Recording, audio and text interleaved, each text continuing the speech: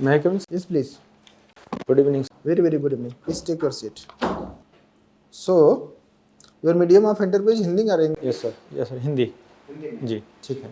आपने ग्रेजुएशन और पीजी दोनों ज्योग्राफी में किया हुआ है. जी में सोशियोलॉजी भी है और पोल साइंस भी है और ऑप्शनल आपका ज्योग्राफी है. तो पहली चीज़ तो ये बताइए as a student of geography कि पृथ्वी पिछले साल एक रिपोर्ट आई थी कि पृथ्वी अपने एक्सिस पे जो सामान्य गति उससे तेज गति से घूम रही है. Yes sir. इससे क्या असर पड़ेगा? सर इससे जो है टाइम पर असर पड़ेगा.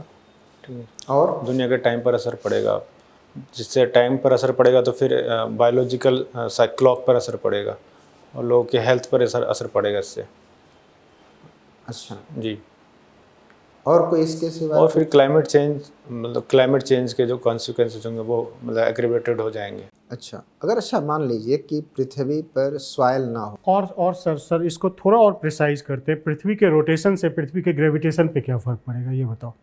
पृथ्वी के रोटेशन से पृथ्वी के ग्रेविटेशन पे, और उसका फार्मूला याद है? आपने फिजिक्स की भी पढ़ाई की. Yes sir. I am not able to recall sir, sorry. पृथ्वी पर अगर जो सॉइल है मिट्टी है, यस सर. मिट्टी अगर उपलब्ध ना हो तो क्या होगा? क्या क्या उसके रिपरकेशन हो सकते हैं? सर मिट्टी नहीं होगी तो वहाँ पर जो है एक तरह की डेजर्ट लाइक कंडीशंस हो जाएंगी. फिर वहाँ पर वेजिटेशन नहीं होगा तो फिर जो वेजिटेशन नहीं होगा तो फिर ऑक्सीजन लेवल वहाँ पर कम होगा. फिर वहाँ पर लाइफ भी जो है पॉसिबल नहीं होगी. फिर उससे बहुत ज़्यादा हानि होगी लोगों को. अच्छा आपकी ज्योग्राफी में संभाव्यवाद क्या है? Sir English term determinism.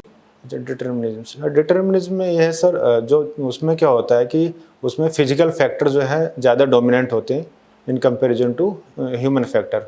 तो उसमें ये होता है कि उसमें जो जोग्राफिकल कंडीशंस होती हैं फिजिकल फैक्टर लाइक जोमॉर्फोलॉजी लाइक मतलब कि आपके जो प्लेन्स है, प्लेटूज हैं और हिल्स हैं, वो जो है उसके एरिया की क्लाइमेटिक कंडीशन को ज़्यादा मतलब वो डिटरमाइनिंग फैक्टर होता है ह्यूमन एक्टिविटीज़ को. वो ह्यूमन एक्टिविटीज़ को कंट्रोल करती है. ये डिटर्मिनिज्म की फिलॉसफी है सर. अच्छा जो पश्चिमी यूपी है और पूर्वी यूपी है, दोनों की ज्योग्राफी में क्या आप अंतर देखते हैं? जो वेस्टर्न यूपी है, वेस्टर्न यूपी की जो ये एक तो मतलब मोर फर्टाइल थ्रू द मतलब ईस्टर्न, ये वेस्टर्न यूपी की ज़्यादा फर्टाइल है. Yes sir. अच्छा क्यों ज़्यादा फर्टाइल है ये ज़रा बताइए. सर ड्यू टू द मतलब जो रिवर्स हैं, रिवर्स के मतलब डिपोजिशन से यहाँ की जो है मतलब एप्रोप्रिएट जो है वो है सॉइल है. और यहाँ पर दूसरा अगर ह्यूमन फैक्टर देखे जाए तो जो है यहाँ पर जो है कनेक्टिविटी और जो है इनपुट एबिलिटी ज़्यादा है और ग्रीन रिवोल्यूशन का एरिया भी है. अच्छा ग्रीन रिवोल्यूशन का इम्पैक्ट जो है पश्चिमी यूपी में ज़्यादा दिखाई देता है, पूर्वी यूपी में कम दिखाई देता है. तो ऐसा क्या है, इसका क्या रीज़न था? सर क्योंकि स्टार्टिंग में ग्रीन रिवोल्यूशन के लिए जो एरिया सेलेक्ट हुए थे वो वेस्टर्न यूपी का था. वो वेस्टर्न यूपी का एरिया सेलेक्ट हुआ था, ना कि ईस्टर्न यूपी का. तो उसकी वजह से यहाँ पर और ये मतलब वेस्टर्न स्टार्टिंग में तो सेलेक्ट हुआ था लेकिन बाद में तो उसका पूरा विस्तार किया गया था ना. लेकिन सर वो वहाँ पर ज़्यादा सक्सेसफुल नहीं हो पाया. क्यों नहीं हो पाया वही मैं जानता हूँ. क्योंकि ड्यू टू द डिफरेंशियल मतलब क्लाइमेटिक कंडीशन, फिजिकल प्रॉपर मतलब कंडीशंस ऑफ द रीजन, इसकी वजह से जो है वहाँ पर अभी RBI ने एक डॉक्यूमेंट जारी किया है, Indian agriculture achievement and challenges. पढ़ा है आपने इसको? नहीं सर, सॉरी सर. इसमें 2.0 ग्रीन रिवोल्यूशन की बात की गई. Yes sir. द्वितीय हरित क्रांति की भारत में क्यों आवश्यकता है और इसमें किन किन विषयों को शामिल किया जाना चाहिए? सर इसमें इसलिए ज़रूरत है क्योंकि फर्स्ट ग्रीन रिवोल्यूशन आया था उससे हमारी फूड सिक्योरिटी तो आ गई है, लेकिन हमारी जो है दूसरा सबसे बड़ा इशू ये है कि हमारे यहाँ सबसे लार्जेस्ट नंबर ऑफ मतलब माल न्यूट्रिशन चिल्ड्रंस हैं. तो हमें अब क्या करना है कि हमें न्यूट्रिशनल सिक्योरिटी प्रोवाइड करानी है. तो इसलिए हम ग्रीन रिवोल्यूशन 2 लाए, जो हमने ईस्टर्न यूपी मतलब ईस्टर्न इंडिया को हमने सेलेक्ट किया उसके लिए. और उसमें जो है जैसे पल्सेज हो गया, कोर्स सीरियल्स हो गए, उनको हम बढ़ावा दे रहे हैं, जिससे हमारी जो है न्यूट्रिशन सिक्योरिटी प्रोवाइड की जा सके। अच्छा, अब जब इसकी बात हो रही है तो अभी एक नई कॉन्सेप्ट आई है इंडिया के रेस्पेक्ट में, और इस पर हमारे प्रधानमंत्री जी ने भी चर्चा किया है, फोर्टिफाइड राइस। ये फोर्टिफाइड राइस क्या होता है? फोर्टिफाइड राइस में होता है कि ये आर्टिफिशियल होता है, इसमें जो विटामिन्स होते हैं, मिनरल्स होते हैं, उनको उनको आर्टिफिशियली जो है ऐड किया जाता है। कैसे ऐड किया जाता है, ज़रा सा कुछ बताएंगे इसके बारे में? सर ये नहीं पता, सॉरी सर। अच्छा, जेनेटिकली मॉडिफाइड क्रॉप से ये आपका फोर्टिफाइड राइस कैसे अलग हैं? जेनेटिकली मॉडिफाइड क्रॉप जो है सर, उसमें मतलब आप क्रॉस ब्रीड करके, 2 वैरायटी की क्रॉस ब्रीड करके आप जो है एक न्यू वैरायटी डेवलप करते हैं। कुछ ऐसा इसमें होता है क्या फोर्टिफाइड राइस में? Sir I am not able to recall. Running आपकी हॉबी है, यस सर। तो रनिंग हॉबी क्यों है आपकी, कुछ और क्यों नहीं है? सर रनिंग से एक तो यह है कि हेल्थ इशू के लिए, मतलब हेल्थ, आप जो है फिट रहेंगे, फिजिकली फिट रहेंगे। दूसरा ये होता है कि रनिंग से ये होता है कि जब मैं रनिंग कंप्लीट करता हूँ अपना, तो मुझे एक सेंस ऑफ कंप्लीशन फील होता है, मतलब अच्छे फील होता है मुझे। और उसके बाद क्या होता है, थोड़ा एनर्जेटिक लगता है मुझे। तो और उसी से जो है ना, मतलब एक हेल्थ के बेसिक्स उससे भी है। फिर सबसे मिनिमल कॉस्ट है इसमें, मतलब आपको कुछ नहीं देना, आपको कहीं भी मतलब कोई स्पेशल इक्विपमेंट की ज़रूरत नहीं है, आप कहीं भी दौड़ सकते हैं, कहीं भी मतलब वो कर सकते हैं, तो इसमें इतना बड़ा वो नहीं है तो खर्चा। कितना, अगर आप रनिंग करें तो कितनी एनर्जी लॉस होगी, कुछ आइडिया है आपको? मैं गैस कर सकता हूँ हाँ। शायद 120 कैलोरी, 120 कैलोरी।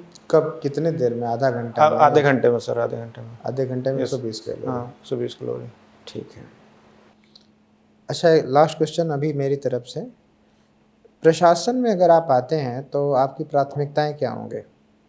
मेरी प्राथमिकताएं सर एजुकेशन होगी, और रीजनल इनइक्वालिटी को कम करना। तीसरा है पॉवर्टी को कम करना। चौथा है और मतलब एडमिनिस्ट्रेशन में न्यू इनोवेशन लाना, न्यू टेक्नोलॉजी, जैसे कि क्या ला सकते हैं? जैसे कि नए पोर्टल्स, जो जिससे कि लोगों के साथ एक जो है मतलब कम्युनिकेशन गैप जो है वो कम किया जा सके। अच्छा, ज्योग्राफी में जो कुछ आपने सीखा है उसको प्रशासन में कैसे प्रयोग में लाएंगे? सर उससे हम ऐसे करेंगे कि हम ज्योग्राफी का सबसे बड़ा रोल ये होता है कि ज्योग्राफी किसी भी एरिया की मतलब मैपिंग के लिए बहुत सही है। हम जो है किसी एरिया को जो है मैप कर सकते हैं, उससे ही पता लगेगा कि उसके उस एरिया में उसकी स्ट्रेंथ क्या है, उसकी वीकनेस क्या है। जो स्ट्रेंथ होगी उसको हम उसको हार्नेस कर सकते हैं, और उसकी जो वीकनेस होगी उसको उस पर हम काम कर सकते हैं। दूसरी चीज़ यह है, ज्योग्राफी से ये पता लग सकता है कि सर्विस डिलीवरी में बहुत फ़ायदा होगा। जैसे कि हिली एरिया में टाइम लगेगा, लेकिन प्लेन एरिया में ये होता है कि फास्ट होती है डिलीवरी ऑफ सर्विसेज। और उससे रिसोर्स मोबिलाइजेशन में हेल्प मिलेगी हमें, रिसोर्स का पता लगेगा, जहाँ पर रिसोर्स डेफिसिट होगा वहाँ पर हम उसको प्रोवाइड करा सकते हैं। तो ज्योग्राफी और मतलब वेलफेयर में काम कर सकते हैं हम ज्योग्राफी से। ज्योग्राफी का ये है कि हम देख सकते हैं कि पॉपुलेशन सेटलमेंट देख सकते हैं हम उनको। अगर डिजास्टर होता है, कोई फ्लड आता है, तो हम उस पर काम कर सकते हैं। उसके में प्लानिंग, जैसे अर्बन प्लानिंग पर काम हो गया, डिजास्टर मैनेजमेंट पर काम हो गया, इस तरीके से हम कर सकते हैं। अच्छा, फ्लड जैसे मान लीजिए कई बार ईस्टर्न यूपी में फ्लड्स आती हैं, हर साल आती हैं, तो इस बाढ़ को रोकने के लिए, फ्लड्स को रोकने के लिए क्या सुझाव देना चाहेंगे as a student of geography? Sir उसके लिए इस छोटे छोटे जो है चेक डैम्स बना देने चाहिए हमको, स्मॉल चेक डैम्स बनाने चाहिए, और एक पूरा जो है अर्ली वार्निंग सिस्टम एक डेवलप कर देना चाहिए, जिससे कि प्रॉपर टाइम पर हमें जो है पता लग सके। और रिजर्वोयर्स डेवलप कर देने चाहिए। फिर जो रिवर लिंकेजेस मतलब डेवलप कर देने चाहिए कि जो डेफिसिट रिवर्स हैं, जिनमें पानी कम है, उनमें जो है जिन रिवर्स में सरप्लस वाटर है उसको ट्रांसफ़र कर देना चाहिए। ठीक है, thank you. Please sir. Shamim, क्या नाम मतलब है आपके नाम का? सर मेरे नाम का मतलब है खुशबू, फ्रेगनेंस। फ्रेगनेंस। चलो ठीक है। अभी 2-4 दिन पहले आपने सुना होगा सोलर फ्लेयर।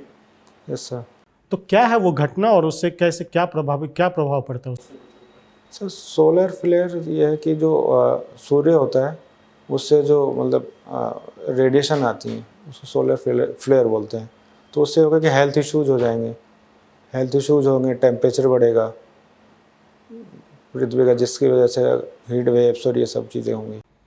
अच्छा ये बताओ, पोलर बियर जो ध्रुवीय भालू है और पेंगुइन दोनों पोल पे ही है, यस सर। लेकिन भालू जो है वो पोलर बियर पेंगुइन को खाता नहीं है, क्यों? क्योंकि सर पोलर बियर होता है वो नॉर्थ पोल पर मिलता है, और पेंगुइन जो होता है साउथ पोल पर अंटार्कटिका में मिलता है। अच्छा, इन्फ्लेशन और अनएम्प्लॉयमेंट में क्या रिलेशन है? सर दोनों एक दूसरे से रिलेटेड है। Inflation directly proportional? Directly proportional तो नहीं कह सकते, क्योंकि दोनों के बीच रिलेशन क्या है? रिलेशन ये है कि थोड़ी इन्फ्लेशन जो है इकोनॉमी के लिए ज़रूरी होती है। उससे ये होगा कि इन्फ्लेशन होगी तो मैन्युफैक्चरिंग और मतलब इंडस्ट्री जो है ग्रो करेगी, इंडस्ट्री ग्रो करेगी तो एम्प्लॉयमेंट जनरेशन होगा। अभी इन्फ्लेशन है लेकिन तब भी बेरोजगारी है। लेकिन सर इन्फ्लेशन बहुत हाई है अभी, इस वजह से जो है इशूज़ हो रहे हैं हमारे, और ये हमारे यहाँ इम्पोर्टेड इन्फ्लेशन है। गवर्नमेंट ने एक रेंज बनाया हुआ है इन्फ्लेशन का, यस सर। कितना है? 2 से 6 है सर। जिसको आप ऑप्टिमम कह रहे थे कि थोड़ी इन्फ्लेशन अच्छी होती है, ऑप्टिमम रेट ऑफ इन्फ्लेशन क्या है, उसका दर क्या है? आरबीआई ने क्या तय किया है, क्या दर होना चाहिए? सर मतलब ऑप्टिमम मतलब जो आरबीआई का है वो तो 2 से 6 है, मतलब इस रेंज में रहनी चाहिए इन्फ्लेशन, इससे ज़्यादा नहीं होनी चाहिए। तो पिछले साल तो 6 के नीचे ही था, तो फिर अनएम्प्लॉयमेंट तो पिछले साल भी था। तो लेकिन पिछले साल ये रीजन था कि सर कोविड की वजह से जो हमारी जो इंडस्ट्रीज थी, जो स्मॉल सेक्टर इंडस्ट्रीज थी वो बंद थी सर, इसलिए हम हम एम्प्लॉयमेंट जनरेट नहीं कर पाए थे। तो वो क्या हुआ कि लगातार 2 साल ये चीज़ें जो एक्यूमुलेट हो गई, तो वो उसके ये इम्पैक्ट होने लगा सर। अच्छा, अभी राष्ट्रपति का चुनाव हुआ है, संविधान में कौन से आर्टिकल में इनके चुनाव से संबंधित प्रावधान है? आर्टिकल 66 में। 66 में। अब ये अभी तक कितने राष्ट्रपति हुए? ये हमारी कौन सी राष्ट्रपति कितने नंबर की है? ये हमारी 14th नंबर की है। सारे राष्ट्रपति का नाम बताओ शुरू से। सर सारे का तो नहीं पता हूँ। अच्छा, ये हाल फिलहाल में जो धार्मिक सार्वजनिक स्थलों पे धार्मिक क्रियाकलापों को कहाँ तक आप सही मानते हैं, और अगर सही मानते हैं तो क्यों, और नहीं मानते तो क्या करोगे? पब्लिक इंस्टीट्यूशन पर, गवर्नमेंट इंस्टीट्यूशन पर। जैसे लुलु मॉल में ही हो गया, पहले उन लोगों ने नमाज पढ़ दिया, फिर उन्होंने हनुमान चालीसा पढ़ दिया, क्या मतलब इसका सिग्निफिकेंस?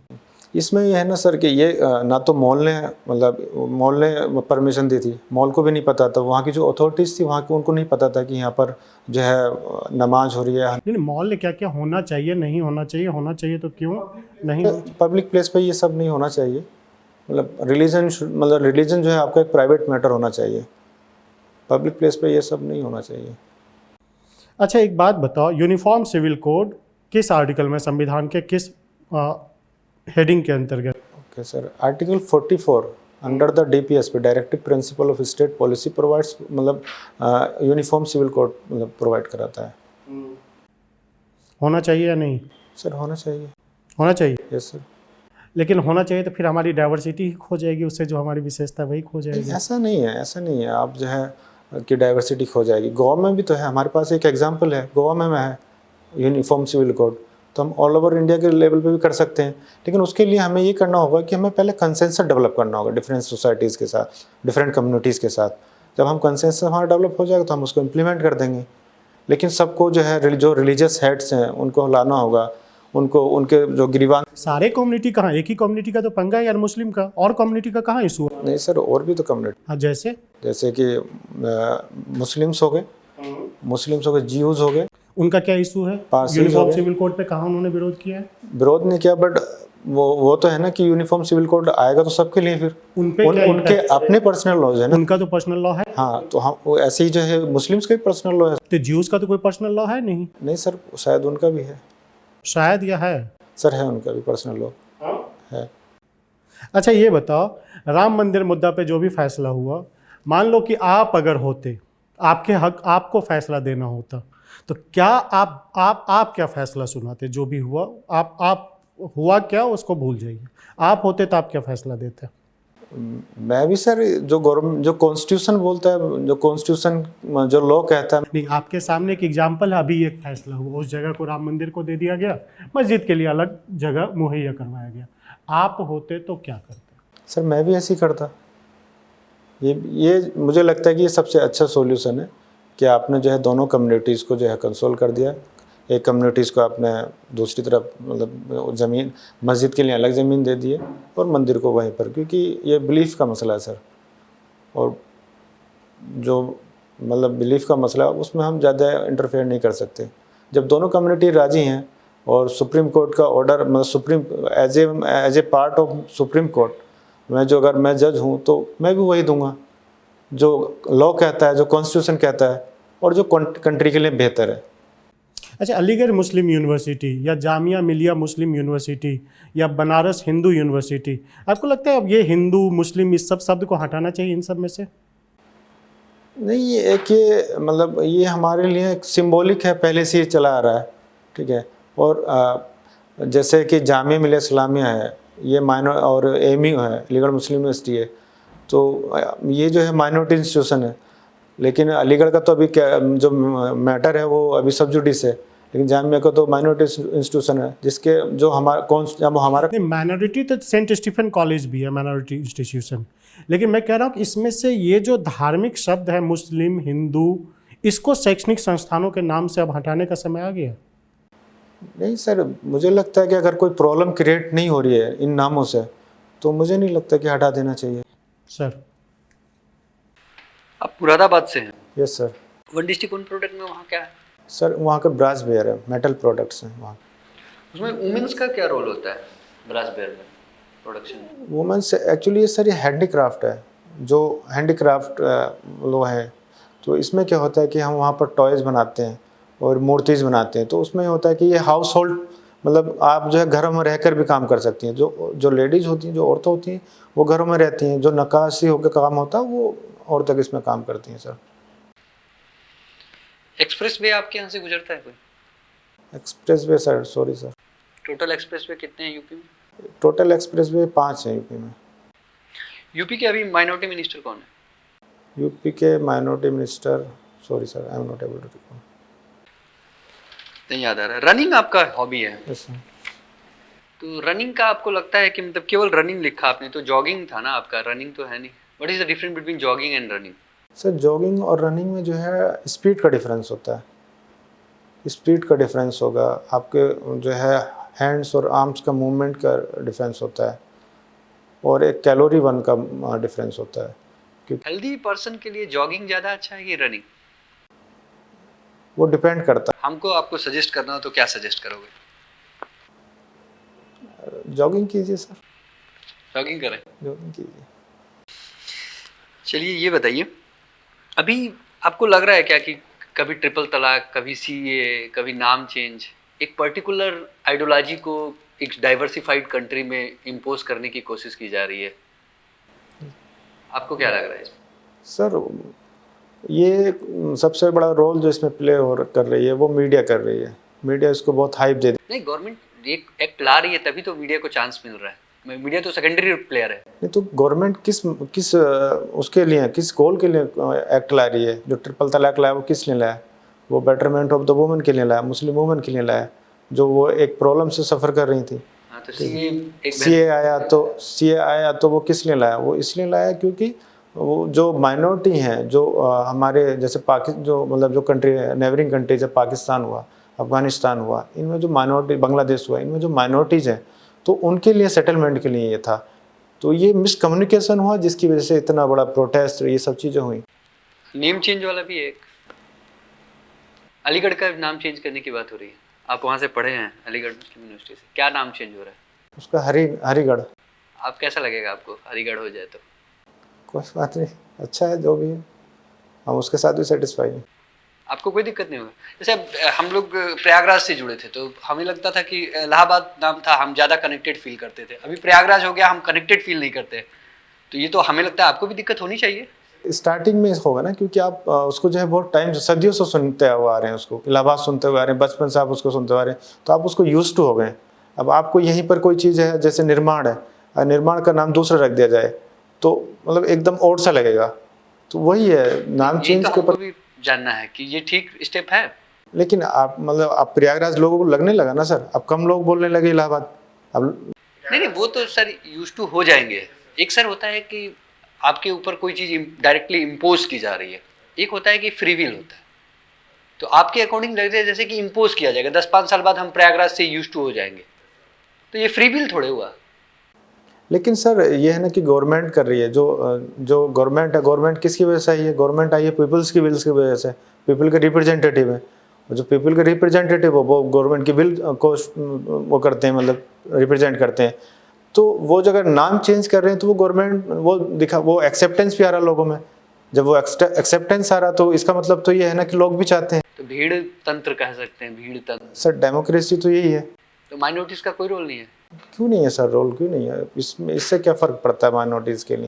अच्छा, इंडियन इकोनॉमी की 5 कैरेक्टरिस्टिक बताइए। इंडियन इकोनॉमी जो है थर्ड लार्जेस्ट है, और दूसरा नंबर ये है कि फास्टेस्ट ग्रोइंग है 9, और तीसरा इसमें यह है कि इसके जो सर्विस सेक्टर जो है सबसे फास्ट ग्रोथ कर रहा है, और चौथा ये है कि हमारा जो है मैन्युफैक्चरिंग, हमारा 60% है। Sir last question from the board. अभी फ्री बीज की चर्चा हो रही है। फ्री बीज मतलब मुफ्त में देना, राजनीतिक दलों द्वारा घोषणा करना कि हम मुफ्त में देंगे, तो इसको आप कहाँ तक तर्कसंगत मानते हैं? इसको मतलब सर ये तो मतलब मुझे लगता है कि मेरे हिसाब से ठीक है। अगर प्रोडक्टिव अगर फ्री बीज दिया जा रहा है तो ठीक है। अगर उससे ये है कि जैसे कि for example electricity bill up to certain extent जो है माफ़ किया जा रहा है तो ठीक है। उससे ये होगा कि जो गरीब परिवार हैं, गरीब लोग हैं, उनके लिए आसानी होगी। ठीक है, आपका इंटरव्यू समाप्त होता है, आप जा सकते हैं। Thank you.